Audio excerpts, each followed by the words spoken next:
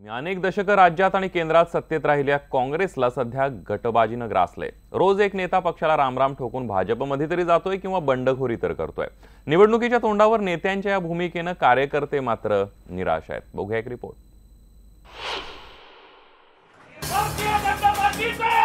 काँग्रेस राष्ट्रवादीच्या गडात घुसून भाजपचं राजकीय स्ट्राईक सुरूच आहे।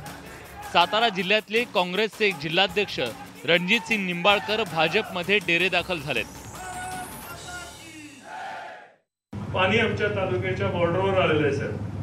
नीरा देवधर धरणाचं पाणी पाट कालवे आमच्या बॉर्डरवर आले।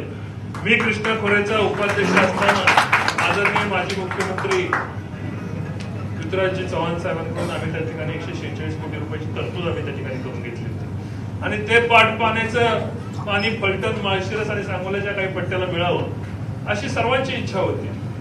पण दुर्दैवाने काय झालं की बारामतीच्या बरोबरीला कोणी जायचंच नाही। ही बारामतीकरांची भूमिका असल्यामुळे आता आमचा संघर्ष थेट बारामतीकरांशी चालू झाला। महाराष्ट्राचे माजी मुख्यमंत्र्यांना मी सांगितलं जरी आम्ही काँग्रेसचा असला तर आघाडी धर्म आमच्याकडून अपेक्षित करू नका। आघाडी धर्म कधी पाळला जातो ज्यावेळेस समानतेची वागणूक मिळते। वसंतदादा पाटलांचा जिल्हा काँग्रेसचा बालेकिल्ला ही सांगलीची ओळखही आता इतिहास जमा होण्याची शक्यता आहे। कारण वसंतदादा पाटलांचे नातू प्रतीक पाटील यांनी काँग्रेसच्या कार्यपद्धतीवर नाराज होऊन पक्षाला रामराम ठोकलाय। ऐन निवडणुकीच्या तोंडावर काँग्रेसला आउटगोईंग आणि पक्षातील गटबाजीनं ग्रासलंय। पक्षांतर्गत बंडाळीनं 3 वेळा उमेदवार बदलण्याची नामुष्की काँग्रेसवर आली आहे। चंद्रपूरमध्ये धानोरकरांच्या रूपानं 3रा उमेदवार काँग्रेसनं दिला। त्यासाठी अशोक चव्हाणांना आपली आहे ती सगळी ताकद पणाला लावावी लागली। त्याच्यामध्ये विषय हा होता की बाळू धानोरकर सारखा सक्षम उमेदवार तुम्ही सोडू नका। त्यांनी आज या जिल्ह्यामध्ये राष्ट्रवादीचा एकही आमदार नसताना सुद्धा त्यांनी एक हिंमत बांधली की बाळू धानोरकरला खासदारकी आम्ही निवडून आणू शकतो, ही कॅलिबर त्याच्यामध्ये आहे अशी सूचना त्यांना द्यायची होती त्यांना। तर तुम्ही जर देत नसेल तर बाबा आम्हाला ती जागा द्या, हा विषय नॅचरल विषय होता तो। आणि त्यांनी मला इनडायरेक्टली मदत केली ती। आणि राहुल गांधींच्या ते लक्षात आलं की आपली कुठेतरी चुकत आहे बाबा, आपण निर्णयामध्ये आपण बदल केला पाहिजे आणि त्यांनी निर्णय बदलवला। औरंगाबाद मधल्या उमेदवारीवरून अब्दुल सत्तार यांनी बंडाचा झेंडा फडकवत अपक्ष लढण्याचा निर्धार व्यक्त केलाय।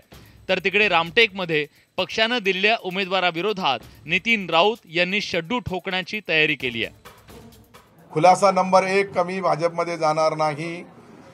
दुसरं असं आहे का कोण मला काय करतो, वरिष्ठ नेत्यांनी मला फोन करून सांगितलं अशोकरावजींनी का तुमची लढण्याची इच्छा आहे तर आपण तिकीट बदलून देऊ। हे 2 दिवस अगोदरपासून 2दा माझी सन्माननीय अशोकरावजींची चर्चा झाली। यानंतरचा चेंडू 29 तारखेमध्ये जे होणार मेळावा आहे त्या मेळाव्यामध्ये होणार, हे स्पष्टीकरण देण्यासाठी मी आपल्या सर्वांच्या समोर आलो।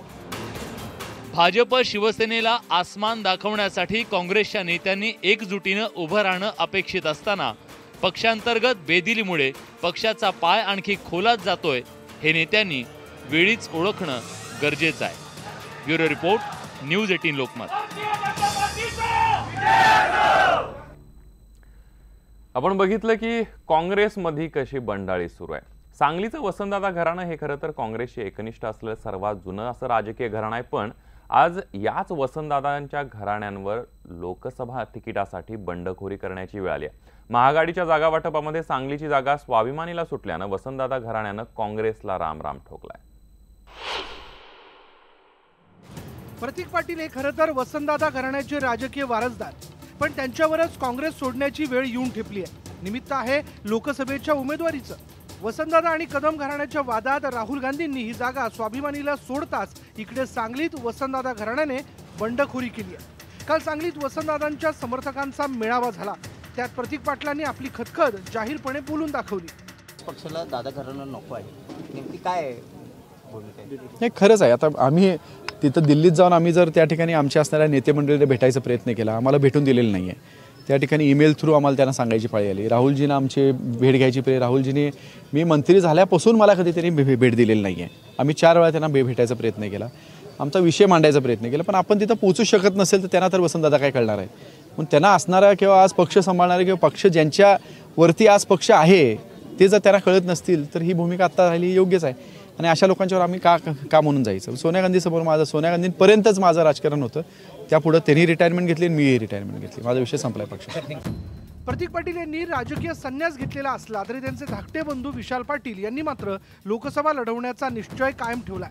काँग्रेस पक्ष आपला विचार बदलेल आणि सांगलीची जागा आम्हालाच मिळेल असा दुर्दम्य आशावाद त्यांनी बोलून दाखवला. निश्चितच पक्ष आमचा विचार करेल, पुन्हा त्यांचा झालेला निर्णय बदलेल. सांगलीतून काँग्रेसचा उमेदवार उभा राहायला पाहिजे ही लोकांची भावनेचा आदर करून काँग्रेस पक्ष ही सांगलीची जागा स्वाभिमानाने सोडली गेलेली आहे तो निर्णय मागे घेऊन इतर ठिकाणी राजू शेट्टी साहेबांना इतर कुठली तरी उमेदवार देऊन किंवा इतर कुठली तरी आश्वासनं देऊन निश्चितच हा विषय मिटवतील आणि काँग्रेसचा उमेदवार हा सांगलीतून मलाच देतील अशी मला पूर्णपणे विश्वास आहे. दरम्यान पतंगराव कदम आणि वसंतदादा घराणं यांच्यातल्या सुप्त संघर्षामुळेच पक्षश्रेष्ठींनी सांगलीची जागा स्वाभिमानीला सोडली असावी असं निरीक्षण जाणकारांनी नोंदवलंय. पक्षश्रेष्ठींना काय माहीत नाही का हे दादा घराणं आहे, हे मोठं घराणं आहे, परंतु जे सुप्त संघर्ष चाललेले आहेत काँग्रेस अंतर्गत गटबाजी जी फोपावलेली आहे ती त्यांना आत्ताच्या ह्या 11th आवरला हे मिटवणं, ह्यांच्यात एकी करणं कठीण काम आहे. त्यामुळं हा घेतलेला निर्णय आहे. प्रतीक पाटील नाराज निश्चितपणाने झाले असणार आहेत, परंतु हा सुप्त संघर्ष एकमेकाच्या पायात पाय घालायचे हे धंदे पाटील घराण्यानं पण केले आणि आता कदम घराणं करते. एकूण काय काँग्रेस ही आत्ता परिस्थिती एवढी वाईट आहे काँग्रेसची असं असताना हे असे प्रकार होणं याचा लाभ इतर पक्ष निश्चितपणाने घेणार आणि स्वाभिमानी शेतकरी संघटनेला जाऊ दे ही सीट अशा पद्धतीने वरती निर्णय झालेला आहे.